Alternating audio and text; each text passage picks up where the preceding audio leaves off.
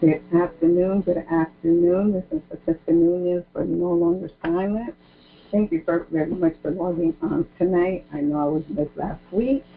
Tonight, in dedication of my program, would be to my patient who I lost last week, William Bill Priestley, whom I love very, very much, and who I gained a lot of knowledge. And I know he wanted me to keep up doing my program, because after all, life does go on. Tonight's topic would be surviving child abuse and trauma from childhood to adulthood. And I got a lot of feedback on Facebook, so I know I'm going to have a lot of heavy hitters on tonight, and I'm super excited to be back. I missed you all. Like I always say, I always start my topic with a poem, and it always goes with my topic. And I hope everybody loves it and to engage in this dialogue. We all go through certain trauma in our childhood. I am one that I lived through a lot of situations, but I always say the setback is a comeback all the time. And that's how we should always think about every situation. What is a survivor? A survivor is a person who has been through hell. They usually have trouble, terrible stories to tell. They didn't give up when things went wrong. They fought and fought to the bitter end. They carry the truth in their hearts of hearts. They found a way so they can win.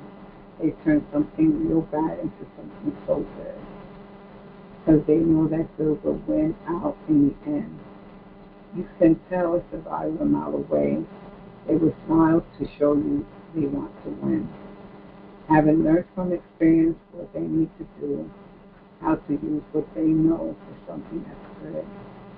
They will work real hard for a cause or two. So if you meet a survivor, you will know in the end, because they don't give up to the very end.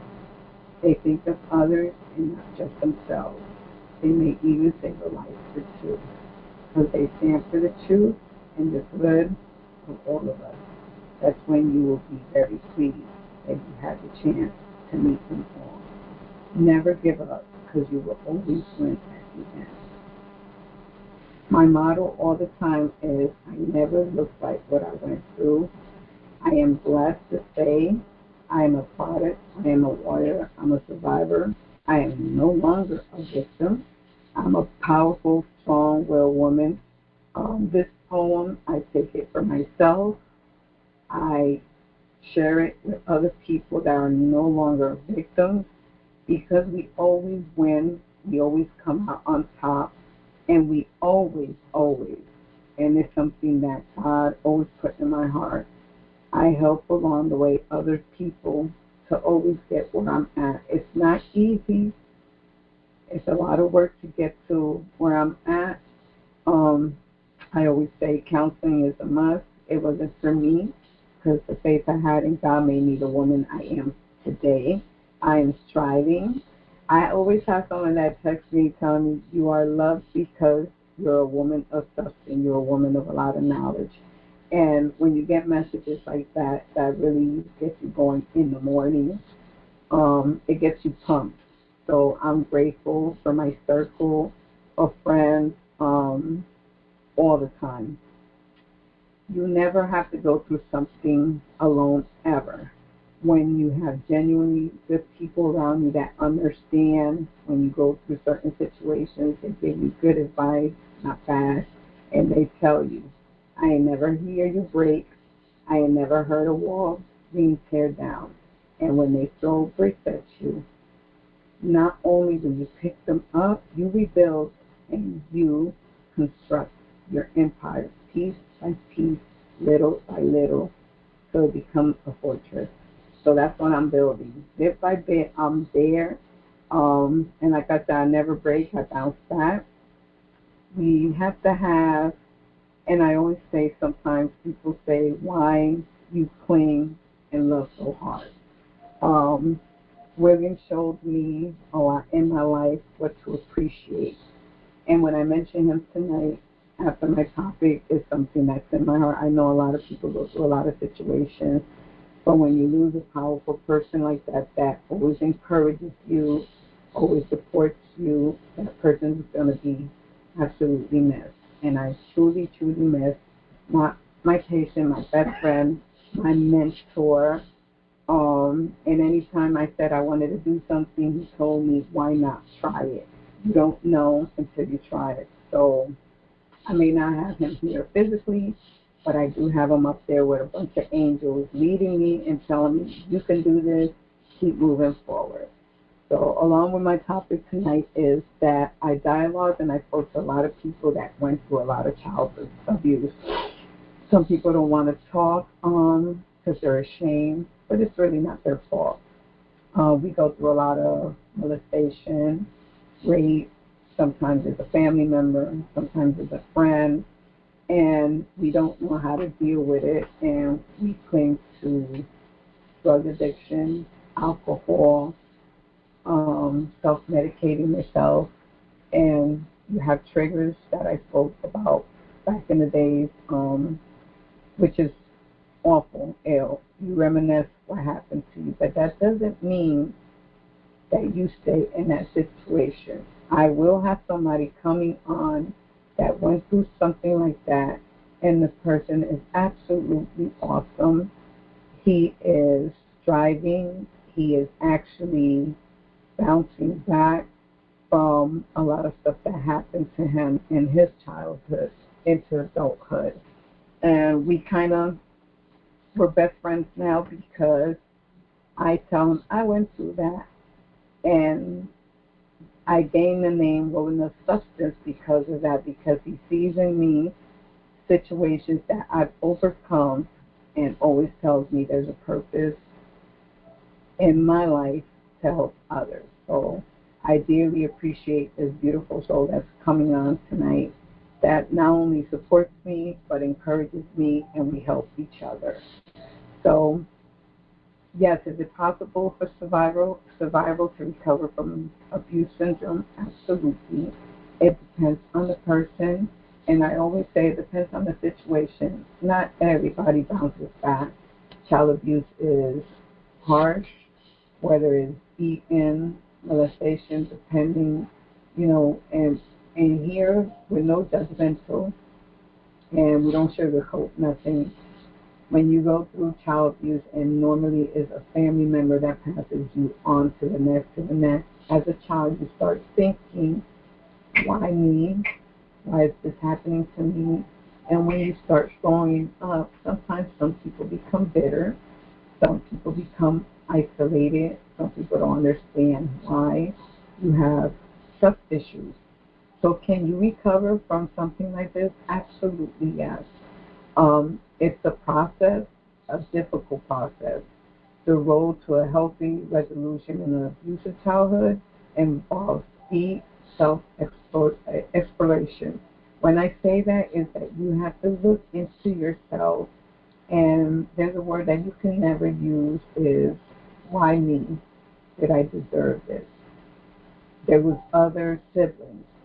Why didn't he do that to them? Why was me? We can question, but when you're put in that situation, you are the one that overcomes that situation. You are the one that says whether you want to be stuck in that situation. I've been stuck in certain situations that I ask myself, how do I change it? How do I switch it up? Do I want this situation carrying me like a baggage? No, I let it go and I keep moving forward. Sometimes it's painful to recollect the past events. You'll have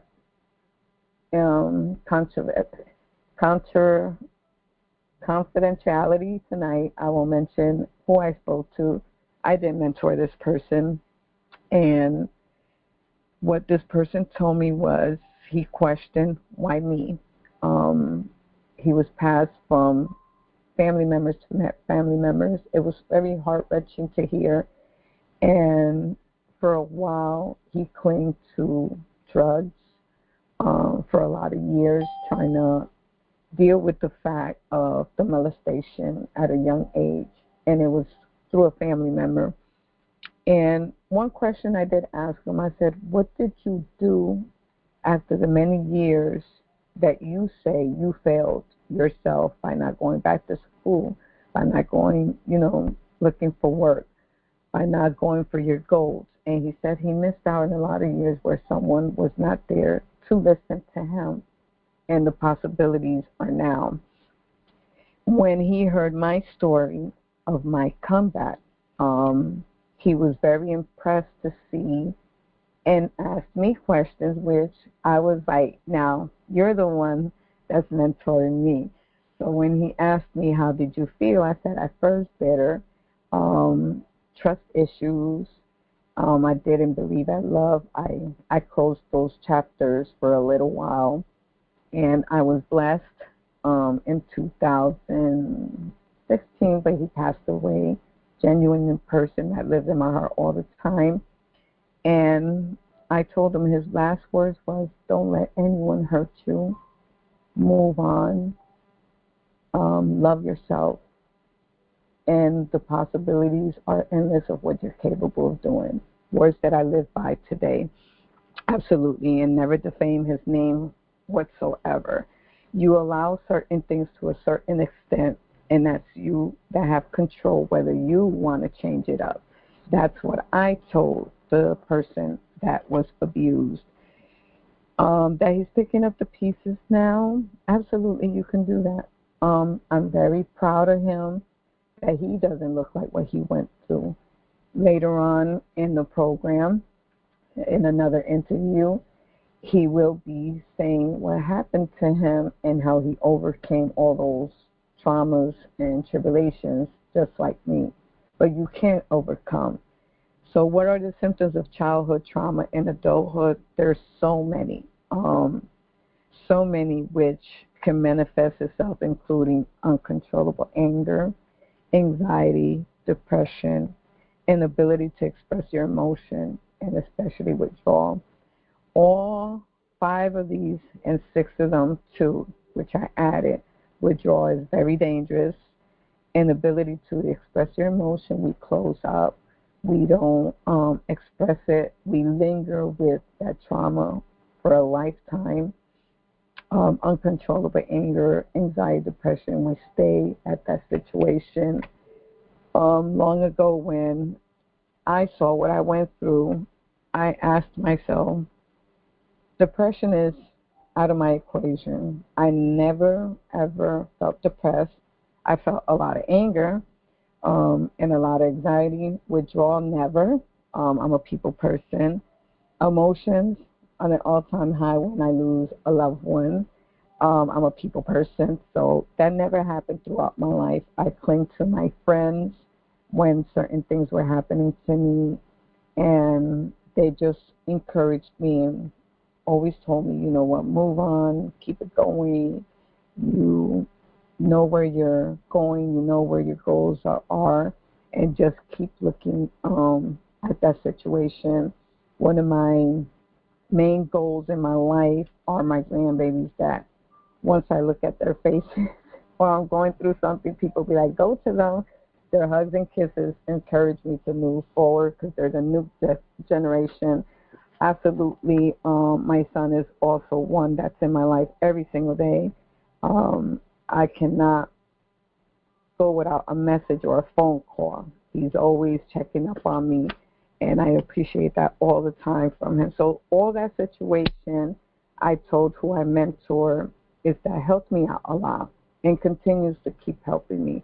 And God keeps blessing me with more and more friends along the line, and I learn from them and they learn from me, and that's what it's all about. So I always say you can come out of a situation all the time. If it marks you, absolutely. That if it's going to go away, never. The memories stay there of the impact of whatever you went through. Molestation is something horrific, horrible. Like I said, who I mentor, I wouldn't wish this on anyone, especially if they're young and when their family members are supposed to take care of you, not hurt you. So there's a problem. You never are. Something must have happened in their childhood that they took it out on you. Is there a forgive and forget? You can forgive to a certain extent, but you can never forget. I taught various cities in different functions, and it takes me a while, about approximately 2 days, to forget what I spoke about because you're reminiscing and recollecting those thoughts, and people think you can bounce back when you're speaking about that situation. No, you don't. You really don't, because you got to relive every moment the individual did what he did to you. And sometimes it takes people 1 or 2 days to recap and say, okay, it's over. It was a speaking engagement. It's time to put your big boots on and keep it moving because you're helping somebody from your testimony. What does childhood, does unhealed trauma look like in an adult? Childhood trauma can have a number of different signs in adult for some people. It manifests as mental health disorder like anxiety, depression. Others may have trouble with relationships or struggle with addiction. Many people have experienced traumatic events and will have flashbacks. That's exactly what I mentioned from the beginning. You may not function in a relationship with the person because if you didn't speak to your partner and say, listen, this is what happened to me in the past, have a little, patience with me. It's not your fault. It's just something that happened to me, and you may have trust issues. You may have incapability to function in a relationship. You might get strung out on drugs just to cope with the pain. And we have a lot of that in the streets now, which is very, very sad. If you speak to anyone, they probably went through child abuse. They probably went through rape. They probably went through a dysfunctional family. All of the above, and it falls into these categories, which is not easy. Flashbacks, when you have them, and nightmares, they're absolutely awful. I've had them all the time. Breathing spells, getting up, felt like my heart was coming out of my chest. Took a while for me to go back. But my faith in God helped me through it all. Without him, I'm absolutely nothing. I would be completely lost. I meditate when I feel a certain way. I take time. I listen to classical music just to unwind and not explain and not to figure out why certain situations happen. Every day is not like peaches and cream, people. We go through a lot of situations in life, and we have to learn that what we do now affects us later in our health, our organs, our stability, our functions. If I would have went completely nuts through all the stuff that I go through, I wouldn't be able to function at work. And most importantly, to me, my job and working with the seniors, I always have to have a happy face. But there's sometimes meltdowns when you have a death, when situations go on. And if you communicate and explain, they help you along the way. So my job is my therapy. My guys are my everything, too.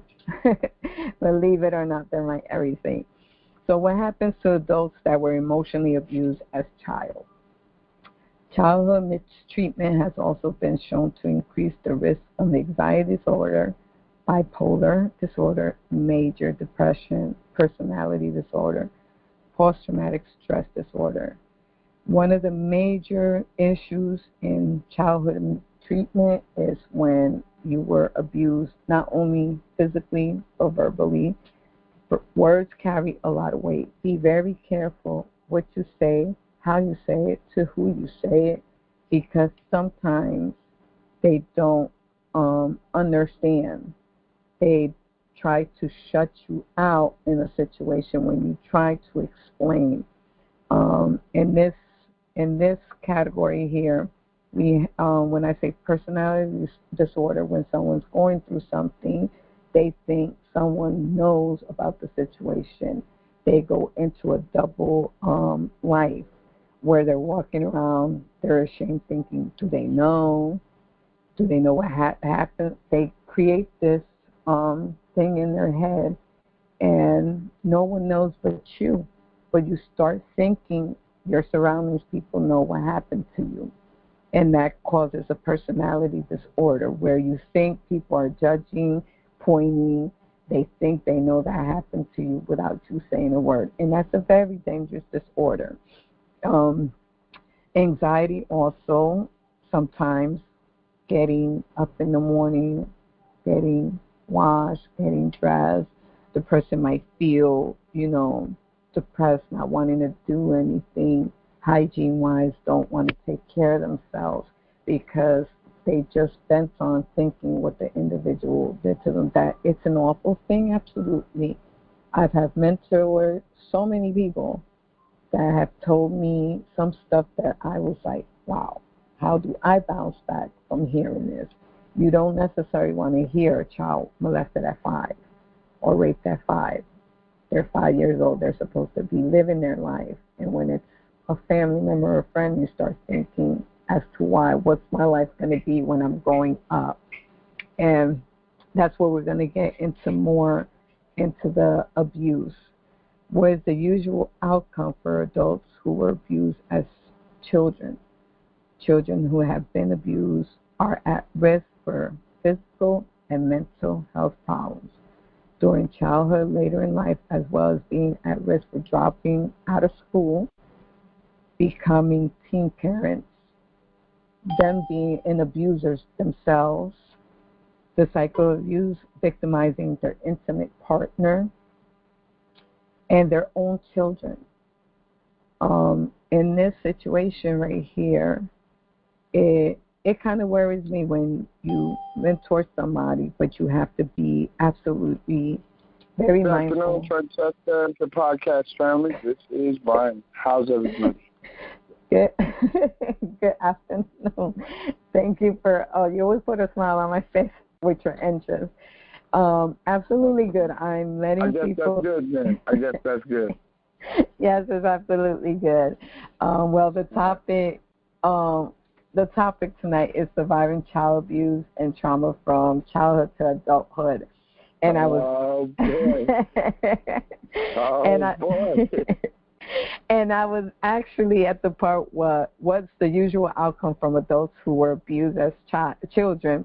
What happens? Usually the risk is physical and mental health problems during childhood, later in life, as well as being at risk for dropping out of school, becoming teen parents, also being the abusers, victimizing their intimate partners or their own children. I was mentioning that I mentored someone that went through child abuse, which was physical and verbal, and the person developed alcohol and drug addiction to cope. But the person did bounce back in this getting their life together. But it was a process because I know you came in a little late, but it's okay. But I did say that it is possible for a survivor to recover from abuse. It is possible, but the road is difficult and not easy, but not impossible. And you also live sometimes through the pain with recollection of the past events of who has done this heinous act. As you came in, I was explaining that sometimes it'll be family, it'll be a close friend, and as we start growing up, we start thinking, what did I do to deserve this? Why did this person do this to me? If there was other siblings, why didn't he do that or she do that to them? And sometimes, I, as a domestic violence survivor, I question so much of the stuff that was done to me, and I no longer question it anymore because I finally realized for a little while that I had to go through, if not me, someone else, but I had to go through that situation to understand that I was never the problem. It was the person. And I had to come, I had to come up a winner from that situation and take my power back. The more, I never got depressed. I gotta let you know, Brian, I never got depressed, but I did got anger issues in the process because I questioned as to I did everything I had to do. Anxiety whenever he yelled. Um, I'm a very emotional person, so it didn't emotionally, impact me. And I never withdraw Yeah. myself from my friends, but I did have, uncontrollable anger and anxiety because the one person that you give your heart to and you do what you're supposed to do, and in the flick of sex, 17 years marriage is not something easy. Um, Right. it's 17 years, but 6 years in is when everything started. And I stayed in that long-term relationship because there was a lot of stuff that happened, threats. No one's going to believe you. If anybody saw my interview, which is in English and Spanish, the one person that was supposed to protect me, and I have to say was my mother. And when I went to her, she told me to fix it and made me look like I was the problem. I said, well, in this day and age, I have a very good communication with my kids. I adamantly spoke to my daughter's partner, and I said, the only thing I want from you is to respect my daughter and never touch her, and don't touch, his stepkids, which are my grandbabies. He's not the biological father, Right. but he is biological, the third one. And I kept it strictly 100 because I said I went through a situation that I would never want my only daughter to go through. And I have my son too that I wish somebody put hands because I'm ready for it. It's not something I want them to go through. So I did in life for them what was not done to me in the past. I am grateful to say that I don't look like what I went through because I'm able to help other people to move That's on right. and let them know love is not supposed to hurt. It's supposed to be something beautiful. So in certain situations, we can never know if the individual went through some type of abuse. I was asked a couple of weeks ago, and may he rest in peace, Dr. James did ask me a tough question, but I said, I like those tough questions. And he says, did you ever look in the individual's background, family, friends? And Mm-hmm. and I did. And it might sound crazy. The mother and the father were married for a couple of years. The father, I have to say, I laugh a little. He had 8 different wives, which he got along with all 8 of them. All the siblings got along. All 36 siblings got along. So Wow. out of the 36, the only one that fell through the cracks was my ex-husband because they never believed in putting hands on a woman. They were church-going people, and then I questioned, like, okay, out of all of them, you're the only one that slipped through the cracks, and you came from a beautiful, loving family. The father is Right. awesome. The mother's awesome. All the other stepmothers were awesome. So naturally, sometimes it doesn't come from that situation. It comes Right. from him, something that he lacked, something that he probably felt Right. that he didn't Right. Yeah. have. So, may Dr. James rest in peace. When he asked me that question, I said, yes, I checked later on after the divorce and through my marriage that I said, okay. When I was divorcing, the father was like, what did my son do to you? And that y'all can't stay married. You've been married. Y'all been the longest married out of the 36 Yeah. siblings. And I said, I can't do it no more. And I have to be honest, I didn't want to tell the father. The father loved me so much. I didn't want to hurt him by saying it was domestic violence because he was a man that was married 8 times and never put his hands on a woman. So I just said we just didn't get along, and I just had to move on. Now I'm quite sure he knows it was domestic violence. Mother knows now it was probably domestic violence, but it was not the family. It was him. So when I was Right. asked that question, I said, I checked. And I normally don't do that because, you see the person, courting you, taking you out, and this and that. You don't see the red flags. But now I'm Yeah. more knowledgeable. Like you call me woman of substance, I'm more alert and Absolutely, you have to be. I'm more alert. And I learned through a lot of friends that I said from the beginning of the program, I learned through a lot of friends that what doesn't break you will make you. So, Francesca, not meaning to cut you off, what's been the feedback today on the topic? Well, I'm waiting for anyone that would like to speak on the topic because when we speak about child abuse through childhood and adulthood, I know some people might have went through that situation, might feel ashamed to talk about it, but we should never feel ashamed because, like I said, I mentored someone that was 5 years old, and she is actually 22 now, married, two beautiful kids. And when she told me her story, I was like, you know what, the setback is a comeback. And look at me. And through a text, we spoke on the phone for 2 hours, and I told her, I went through this. You follow me on Facebook. And she says, I can't believe you went through that. You are so beautiful. You don't look like you. And I said, I did. And the setback was a absolutely comeback. And I am so proud of this young lady because she is the manager of a top firm, had two beautiful children, which are under the age of 3, wonderful husband, her own home, her own vehicle now, and they get along so well. And I had the honor to say that she was my beautiful niece who I empowered, and through my story, she found out that everything is possible. So she was my niece. I've always had permission to always mention her here.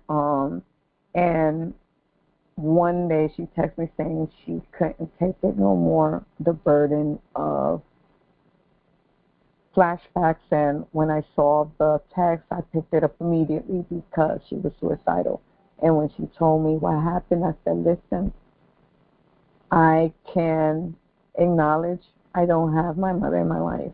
I understand your mother allowed this happening to you, but don't let that make you a bitter person. You're a wonderful, sweet person. And have I known, it would have been a different story. I love this niece of mine. I adore her. But I told her, you follow me, you encourage me, and you never knew what went through my life. Now I'm telling you that how I came through it, so will you.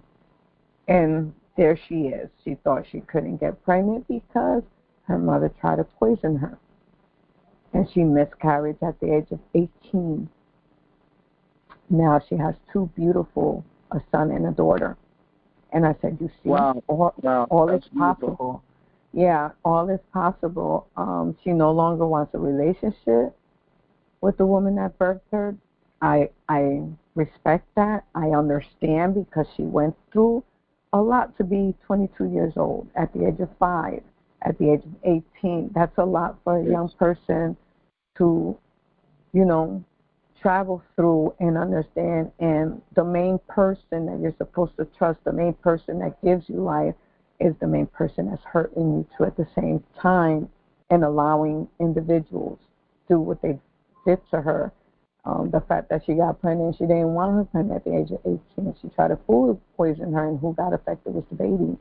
So she had to deal with all of that. And one day she snapped and reached out to me and said, I'm going to kill myself if I don't speak to you and you don't pick up the phone. As soon as I saw that message, we spoke and we talked. And I told her, I bet you anything after this conversation, you will come back with me with good news. And yes, she did. And she says, Stevie, all is possible. All is possible when you cling to God. I got two beautiful babies, a wonderful husband, a wonderful home, a wonderful job. And I said, I told you. I said, and always remember, I'm a phone call away, and I love you. And you don't look like what you went through either. You've got to be available just in case she has one of those moments, Exactly. Unfortunately, child abuse, childhood trauma. Most people, just from my experiences, most people who are substance abusers, physical abusers, people who don't treat children well or adults. Most of them are dealing with some type of childhood trauma.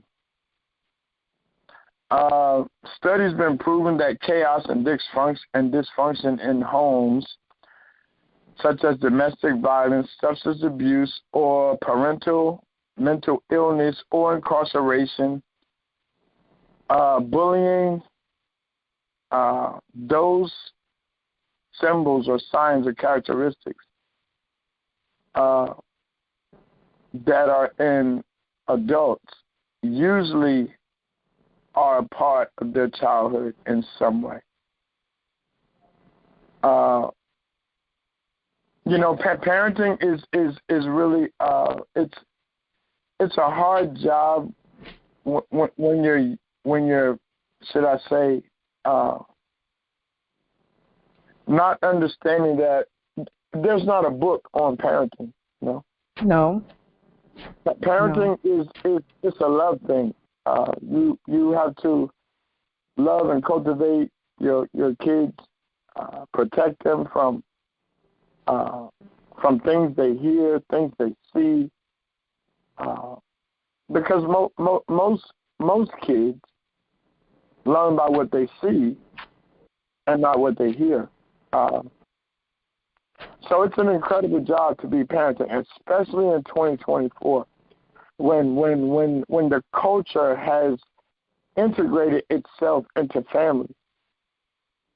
A lot of families are single parents, so they have to work and try to provide shelter for the family, which can cause exhaustion, can cause people's patience not to be very long.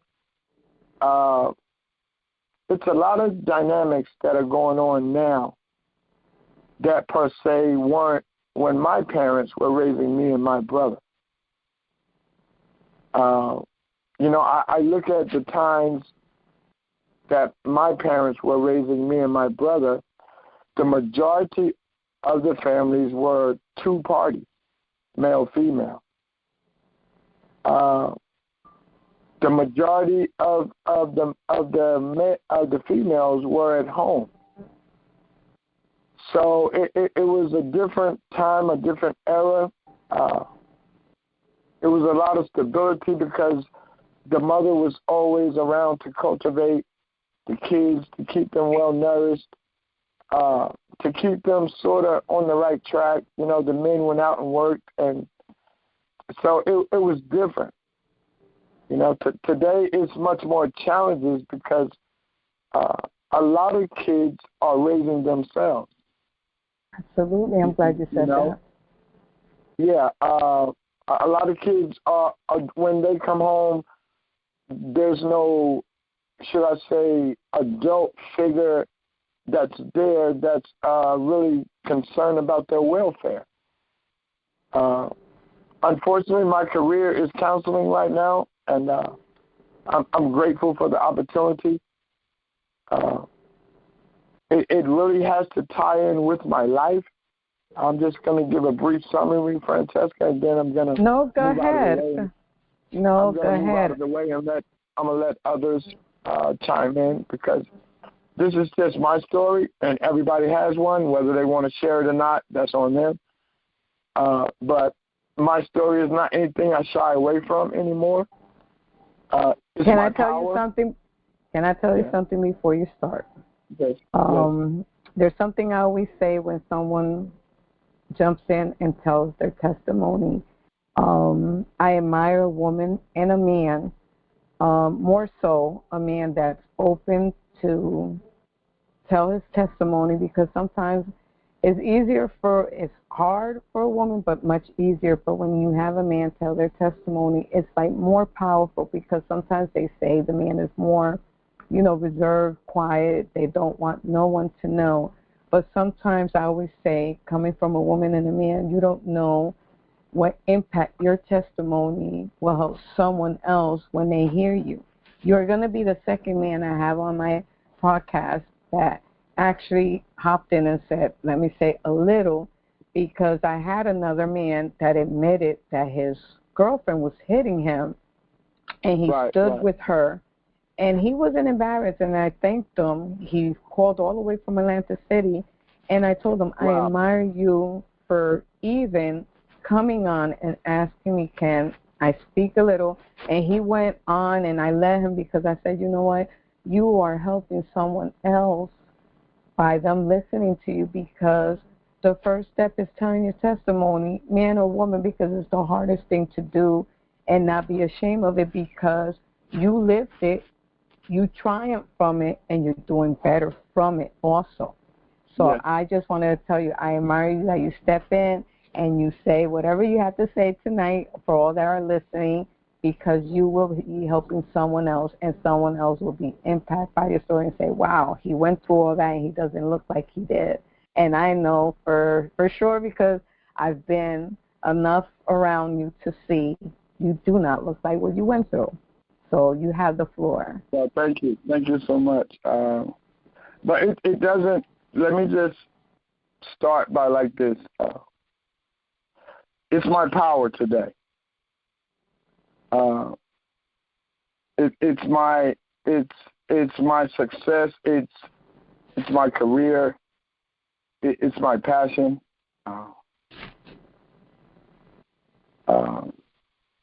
Childhood trauma, childhood abuse. It started with me when I was 10 years old. My mother died suddenly to me and my brother. And when you are a 10-year-old and you have no understanding about God and love and things of that nature, and what's to be, what's to come, and what's your life for. I mean, most 10-year-olds are, they have a relationship with their mom such as me and my brother did. She was our God. And for her to all of a sudden be well one day and then the next day our Father has to sit us down and say, hey, your mother is no longer going to be with us. That's trauma right there in itself, just a conversation. We're not talking about trying to process grief as a 10-year-old, because that's something that can't be described. It happened, and I'm going to go into a dark place for a few moments just to shine some light on it. Hopefully somebody else will be inspired to know that you can survive, you can thrive, you can be successful, and you don't have to be what the perpetrators are proclaiming that you are. As I said, when I was 10 years old, I lost my mother tragically to cancer. I found out later as an adult she had breast cancer.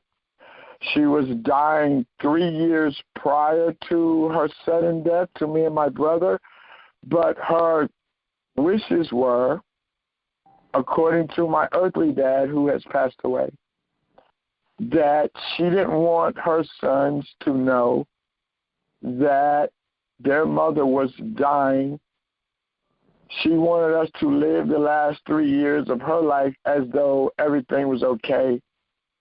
She didn't want us worrying about that as 7, 8, and 9, and 10-year-old boys. For many years, I disagree with that. Okay.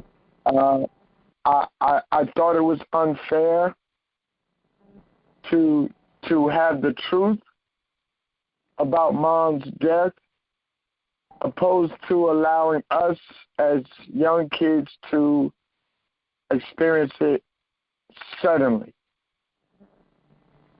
Because it wasn't long after that I was promoted around in molestation.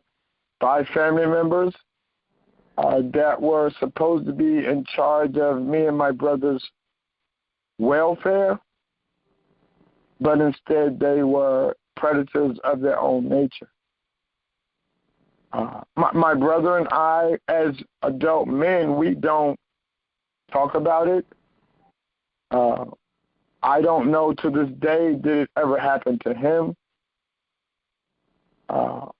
I know it happened to me, but I never went to my brother and said, hey, did such and such ever bother you, or whatever the case may be. I never had that conversation with him. I'm 58 now. He's 56, and we've never had that conversation about our childhood. At first, I felt ashamed. I knew something was wrong, but to try to ask for help or what is this? You got to remember, I'm still processing the death of my mother. I'm trying to understand that. I'm dealing with molestation. I'm trying to figure out what's going on with that. I'm still growing into a teenager. I'm still having to go to middle school, high school. I still have to be a part of society, but I've got trauma that is compiling, and life is still moving on, and I'm growing into high school. I'm trying to be involved with quote unquote normal things as males, sports, activities or whatever, and even though I did these things, I really wasn't good at it. I was really good at words and history. I poured myself into history because I could only focus on that. Everything else outside of that was a distraction to me because I was trying to be something that I felt like I wasn't. Later on in life, I think around the age of 19, 20 is when I had my first date. I didn't date during high school. I was into weights. I was into study groups or whatever. I didn't date because I didn't really understand what to do, what to say, how to act. Is this right? Is this correct? Because I'm dealing with trauma. I'm dealing with issues that was being perpetrated upon me as the woman. Okay. So I just, like I said, I was around 19 or 20 when I had my first date, and it was really weird at first because here I was, a 19-year-old, 20-year-old young man, and to not know what to do, what to say, like, who really understands that as a 20-year-old? Now you got the stigma of other young peers are saying, hey, what's wrong with you? Like, this is whatever. Like, this is that. You mean you never done this or that? And so it brings up other questions, peer pressure, so to speak. But I just didn't know because I had a secret that I wasn't really willing to share at that time because, quote unquote, during that era, it causes people to look at you in a specific way. So I went on into young adult years. Drugs and alcohol showed itself presentable to cause the pain to subside for a little while. The thoughts, the torment, all of that would subside as long as I was under the influence. Little did I know that would be a trap for prosperity in life in my late 20s and 30s. Life seemed to be passing me by. Opportunities seemed to be passing me by. Why can't I get along with people? Why can't I hold relationships? what is love about? What words do I use? How do I portray this and be sincere? Like, where's God? Where's God? I'm going to church now every Sunday, that I'm questioning, where's God? I need help. I'm crashing. And that went on for about 39 years. Wow. How is your life different now? Yeah, from the time I was 10 years old until I was 49, I lived in the prison of my mind. And it was 39 years of complete imprisonment. The only thing that I knew within inside of me is that my belief system was the only guide for me. I couldn't look at my life or my situations or my actions, because that was clearly not of God, not good, not a productive member of society. But my belief system was that one day I'll be free. That was my belief system. In other words, I had enough, should I say, good in me to override all of this evil that has taken place. And I'm not blaming others for everything. Some things I'm going to blame myself for, because as a grown person, I have to take responsibility. Some things I blame myself for, but I was tormented for 39 years, tormented. My mind was just all over the place. Not able to finish anything, not able to complete anything, just would start something, don't finish, start something, don't finish. Say hi, don't talk anymore, just all over the place. So when I was 49, and I'm going to wrap this up because someone else might want to speak or whatever, I'm free today. I'm great today. I'm successful today. Graduated college, into counseling. That career is taken off. So to God be the glory. I'm just trying to say, before all of that, this was my life. When I was 49, I had a conversation with God, because I had encountered the devil, death, face to face. I had the enemy come to me face to face and say, "You're next."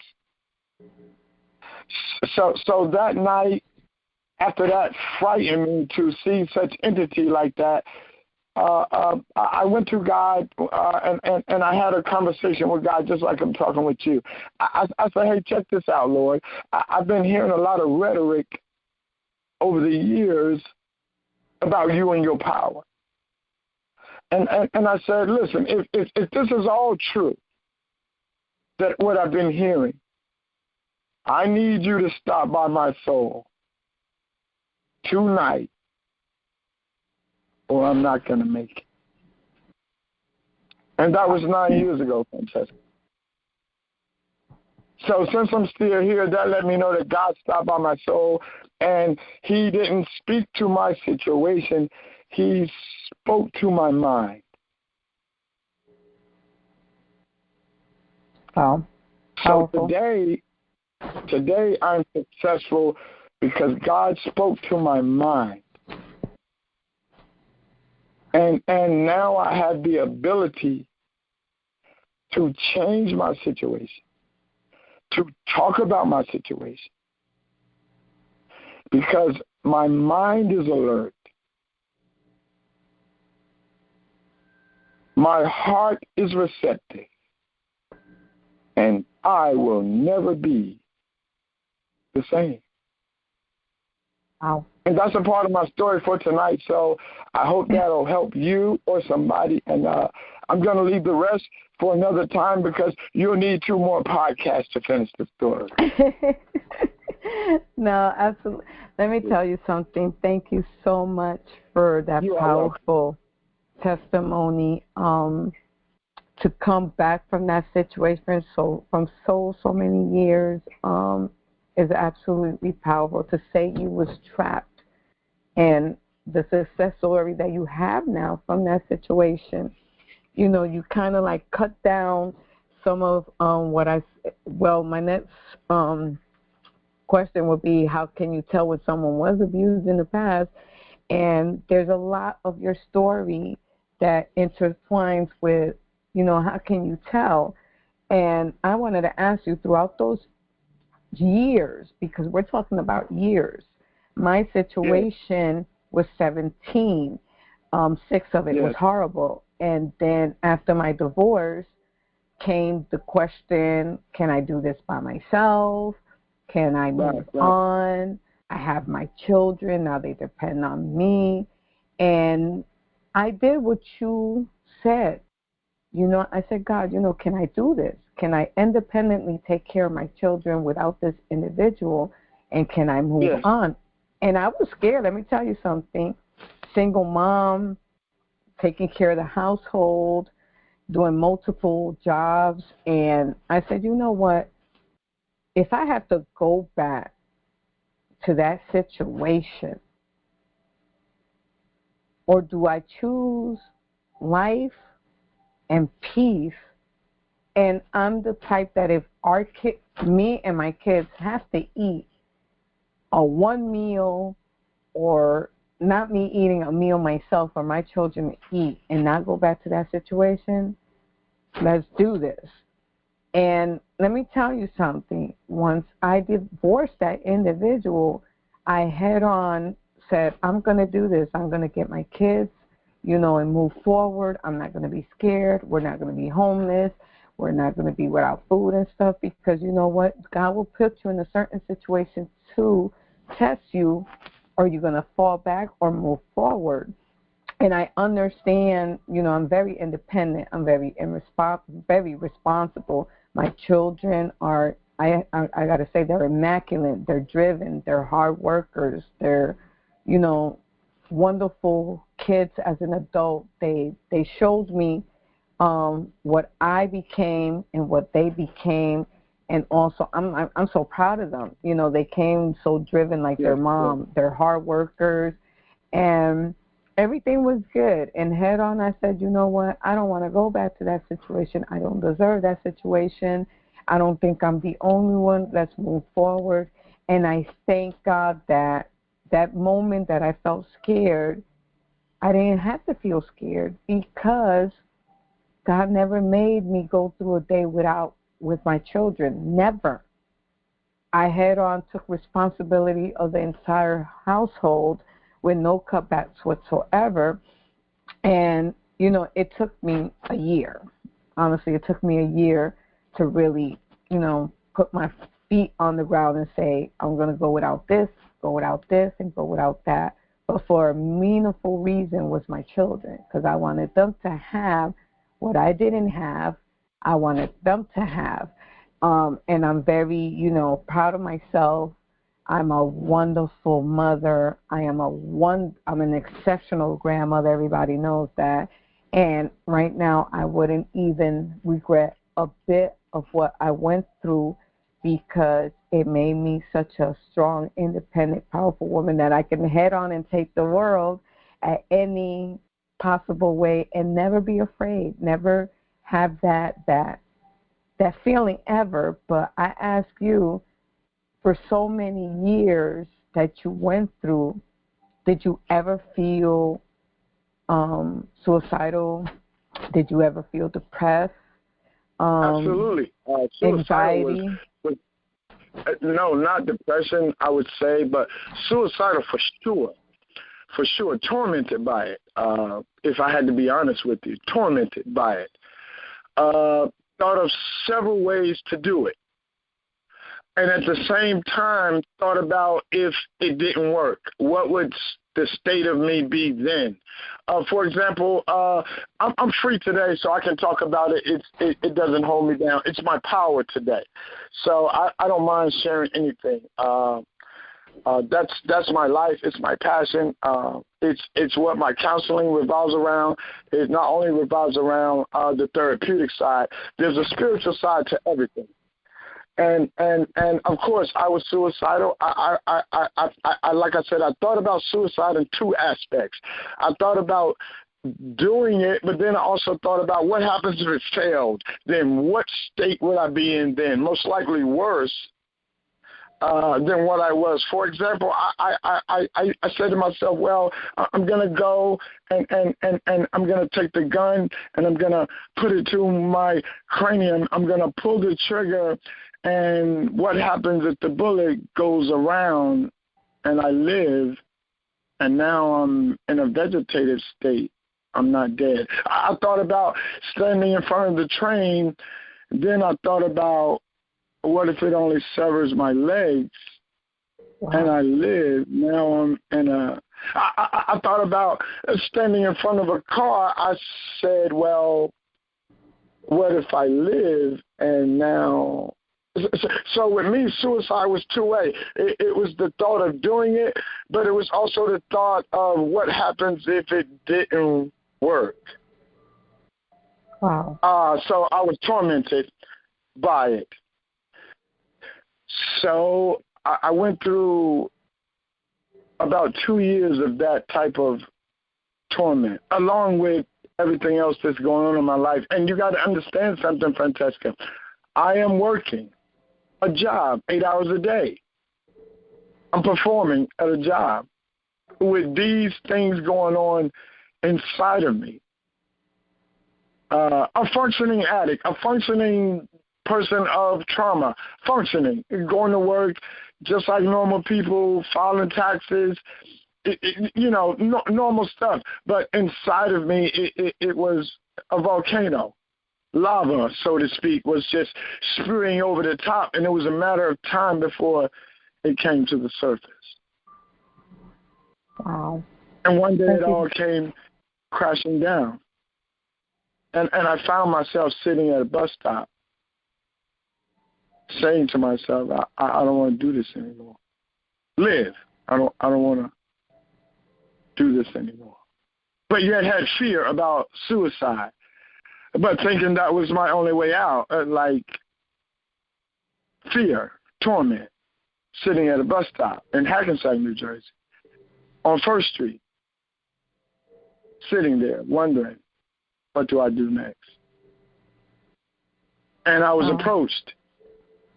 I was approached by a gentleman, and he said, young man, you seem to be deeply troubled. I said, yes, sir. And he invited me to a church service. And I went. I mean, I figured I had nothing else to lose. I'm now tormented to the degree that I want to suicide, but I'm afraid of suicide. I'm at the end of my rope, so to speak. So I said, okay, well, church can't help. Maybe, it might do something for me or whatever. At that point, I was willing to try anything to live. So I went, and it gave me an opportunity to fight another day. And that's when I knew that this thing called God was real. Because as long as I could be saturated in the atmosphere where somebody was talking about this invisible God, this loving God, this kind God, this one that has all the power, this one that can take bad situations and make them good, this one that has no judgment against anyone, unlike people, I started to fight for that. In other words, I started to fight for Sunday. As soon as Monday came, I started fighting to make another Sunday. And as I said earlier, that was 9 years ago. And look at you now. So I'm free today. I use my circumstances and my tragedy as power. Absolutely. I went to God. I said, God, I need you to do me a favor. And check me out, right? I'm talking about having God do me a favor, right? That's really bold. Yes. Yeah. So I said, Lord, if I lay all of this at your feet, would you give me courage to talk about it? So I've been talking about it for the last 9 years, and everything as far as success-wise has started to open up this year. 9 years of talking about pain, trauma, darkness, light, God, family, friends, perpetrators. And this year, 2024, is when everything starts to show itself as it's the right path for me. It's bringing me success. It's bringing me opportunities. It's bringing me courage. It's doing everything that it was supposed to do. When I was going through it, it was supposed to be that horrific so I could have power today to reach others and help them navigate to the other side of pain where I live today. I live on the other side today, Francesca. Happy, thriving, successful. Absolutely. No more fear. Nope. No more fear. No suicide thoughts. Mind is free. Everything. Just moving forward. Just moving forward. A horse with blinders. No side to side. No rear view. Straight ahead. And so I say that to say to you and everyone else that's possibly on this line, the events that happen to you in your life that you question why you, it's a reason for it. You have to find out what's the reason. And I say this, and then I'm going to let this thing go. You only have to do the hard thing one time. That's it. It's a one-time deal to do the hard thing. What are you talking about, Mr. Bryant? You have to go back to darkness one time to see where it all started. And once you see where it all started, you light it up. How do you do that, Mr. Bryant? You put God on it. Mm-hmm. And you say, for God I live. And for God I die. Right. That's how you light it up. You couldn't Because say it's it true. better. It's true. You said it. That ending was powerful. That's absolutely true. And there's always a saying, what's done in the dark comes out in the light. We were in the darkness, but we came now to the light. And what happens when we come to the light? We shine. And I just want to thank you, Francesca. I want to thank the Spirit of the risen Christ, most of all, for giving me the opportunity to speak about these things. And I want to to thank not you. feel ashamed, to not lose manhood or power, to portray truth to power. No. I only, Francesca, you know enough about me to know I only operate in truth. I don't operate any other way. I don't open my mouth unless it's truth to power. I use my own experiences to relate to people so that way they understand that I understand them. Now let's work toward the solution. You got that right. So I just want to say thank you to you, your podcast family. And I just need everyone out there to know that you can have a beautiful life, but you got to get to the other side of pain. Wow. Thank you so much. No, thank you. Thank you so much. I am speechless. I'm absolutely speechless right now. Listening to you, the courage, your powerful testimony, because I see a book coming. I see a book coming. I know that, and I'm going to claim it. I see a book coming. A very powerful testimony tonight. I thank you for coming on and saying a little bit, because I know there's more. To have went through something like that, that's terrible at a young age, especially losing your mother and finding out to what led to losing her.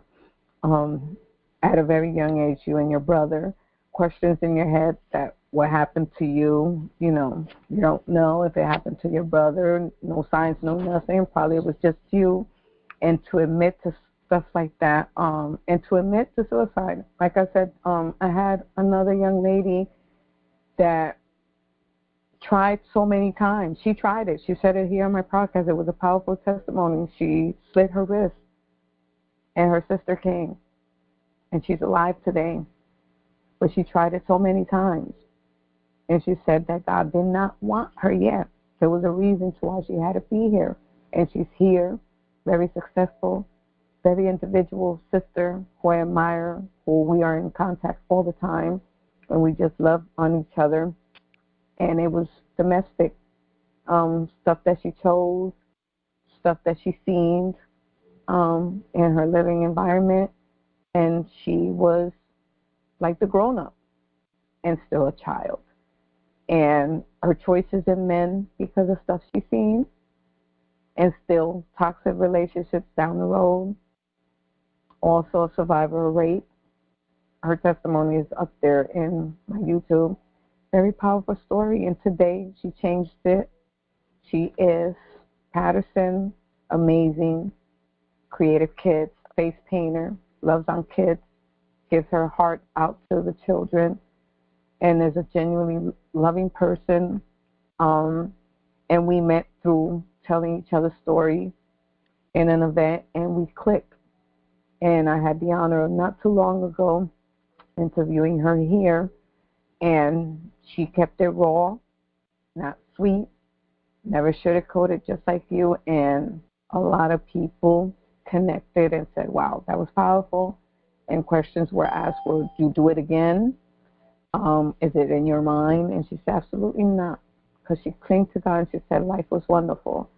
And I admire her like I admire you, and I admire everyone that comes up here, because to tell your testimony is something courageous. I always say something very hard to do.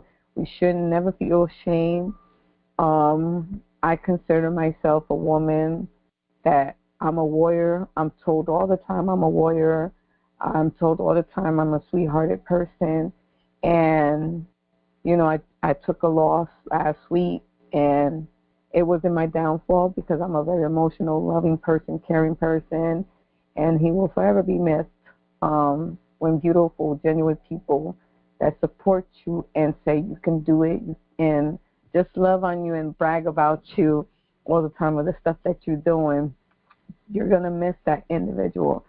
And he knew my story, and he said, you kid, that's what he called me at 50 years old, you kid, you're not only my nurse, but your setback was a comeback, and I see you doing beautiful things in this world, and helping a lot of people. And your story is going to help other people that are listening now. I have people listening now, and it's like I said, it takes a lot of courage, especially coming from a man. I just send blessings down your way. I see a lot of stuff that you're doing, and I'm always congratulating you. You just keep that positive mind, and it wasn't wasted years. It was years of knowledge, years of learning, years of coping, and years that you are going to help not only yourself, but many down the line. And like I said, claim it. Thank you so much. Thank you. Put it to God. I see a book soon coming. I see it coming, because it's powerful. If I did it, you can do it. Mine's is coming pretty soon, in the next couple of months.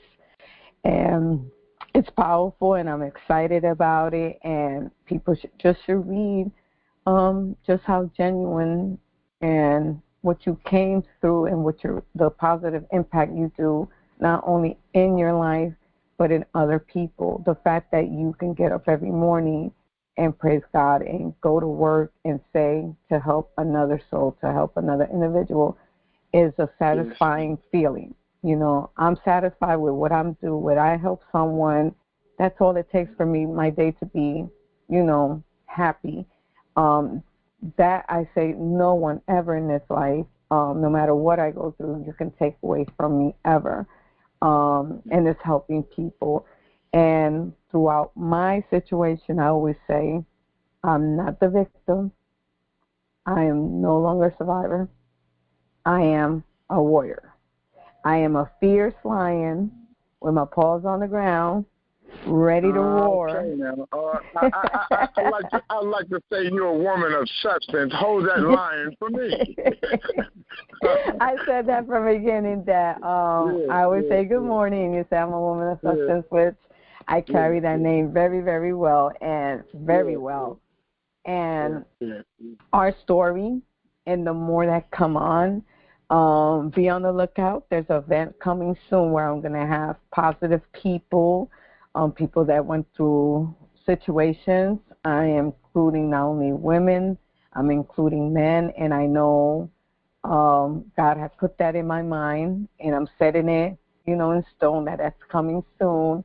And I know that event is going to be absolutely awesome, because when you do something different from other individuals, that stays with them and say, listen, that young lady, again, has to do something else. Because when I sit there, it's not about her. It's about who she has there and the people that assist. And that's what I'm all about. I can stand in the mic and talk about myself, my accolades, my stuff. But sometimes I say, you know what? I may have earned that, but it's the people that got me up there to earn that, because I never asked for it. But it's the people that follow me that knew I was to have that acknowledgement. Because without the people, without the support, who knows? And foremost, I always thank, God, because He's seeing me from up above, everything I'm doing. So I see you soon somewhere speaking publicly, helping someone else. And I know that for sure. And I just want to thank you so much, really, for coming up here. Powerful testimony. You are welcome. You are welcome. I'm free today, Francesca. I know you are. My mind is alert. I said my mind is alert. No more demons. No more drama. Cast them out. Cast them out. They're no longer there no more. I have conversations with demons now. I have conversations with them. And I say, listen, I got somebody for you if you don't leave me alone. Exactly. Exactly. I say it. No weapons formed against me. Don't try it. Don't you start, because if somebody play the organ, this won't be a podcast. This will be a church.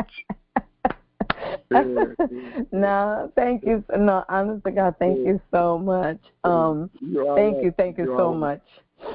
It takes a strong man and a strong woman. You choose to actually tell their testimony, and it's something absolutely, I always say, is beautiful. Nothing to be ashamed of. I've been where you've been, and there's a lot of things I've went through. There's a lot of stuff people know about me. And there's a lot of stuff that I disclose. There's some that, I haven't been open to stand there and speak. I said it to someone 2017. Not only am I a domestic violence survivor, 2017, I caught cancer real bad. I looked at like Skeletor, skin and bones. And that was when my moment also started with my faith with God. And I was in pain all the time. No medication was helping. And I just said one night to Him, okay, this was sent to me. And if I have it, I have 3 beautiful small children. I don't want to go because of them. But if you got to take me. But if you take this pain away from me, I will always serve you.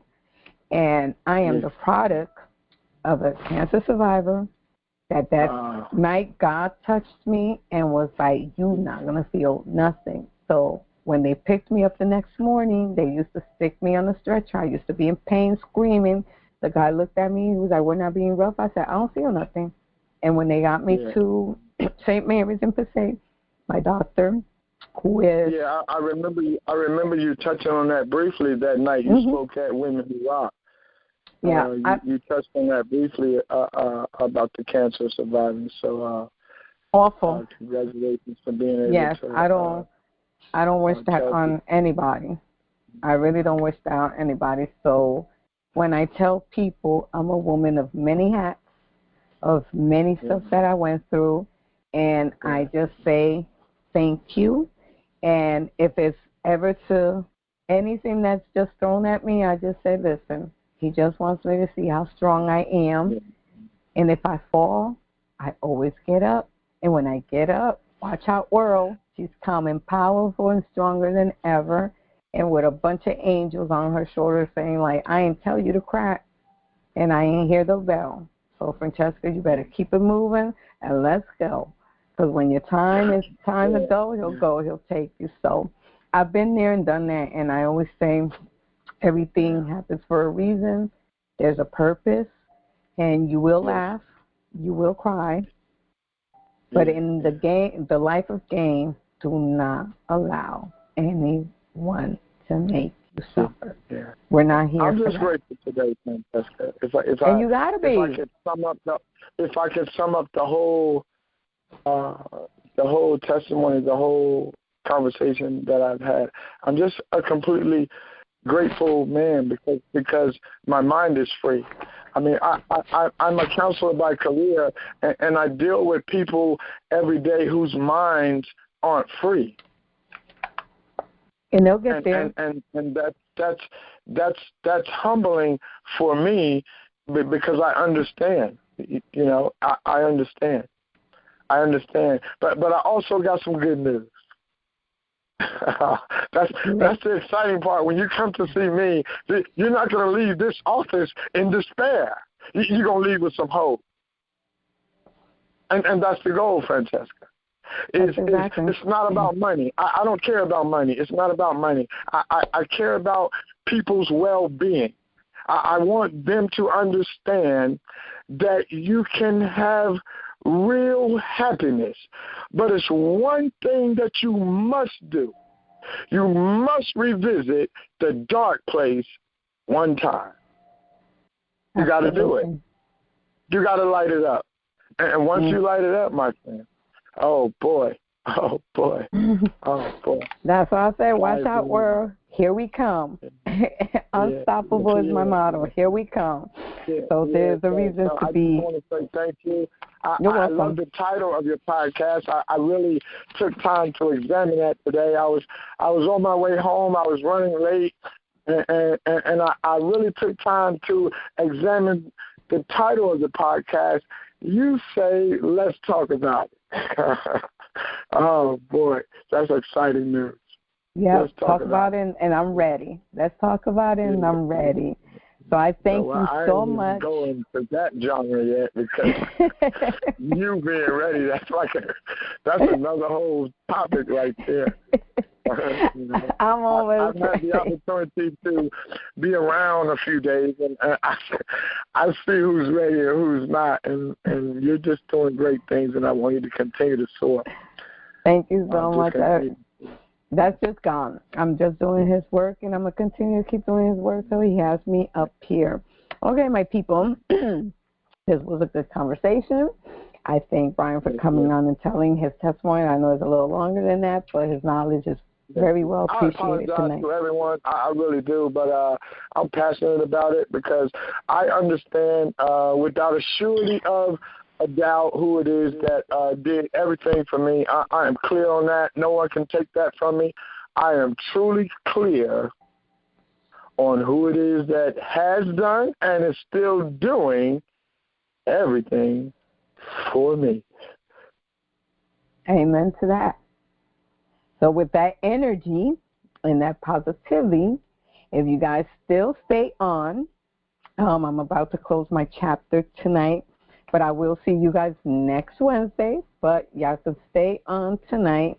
John Monroe will be on at 8 o'clock Vision Care. Let's take care of our eyesight. And I would be remiss if I do not mention August the 10th of 2024 in North from 12 p.m. to 6 p.m. Saturday. Grown Folks Talking Express Yourself will have their event where you get to meet all the podcasters. They're all amazing. They all have a lot to bring to the table. They're all wonderful. And that day you get to meet all of us. And not only that, there will be wonderful vendors.